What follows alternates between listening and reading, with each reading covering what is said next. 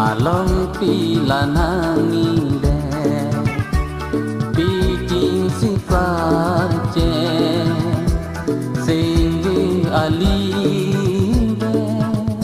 Jini ere Malong pila nanginde Bikin si farce Sehingga alibe Jini ere Ansong mana asande sini dumbe Cilir singwe atama asande Nan sing ali jini ni pici kang hon asing be Jini unire Munti pang cinta Jini si unire Malong pi ande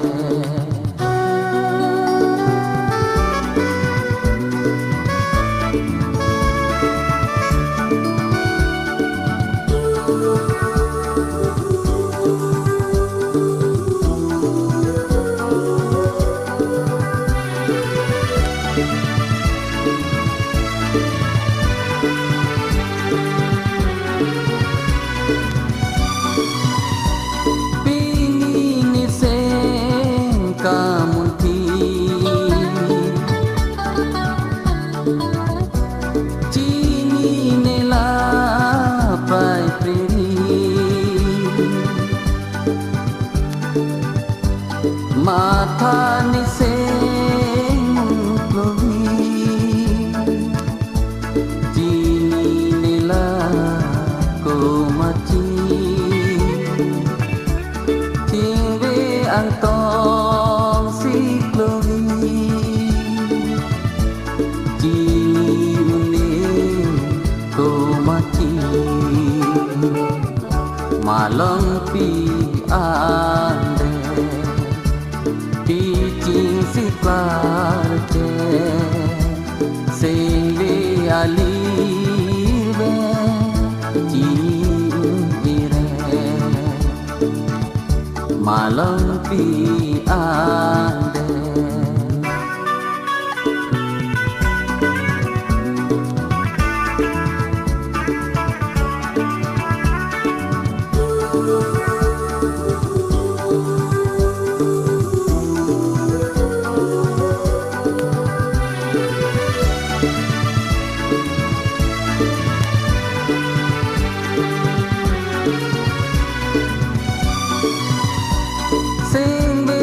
jadi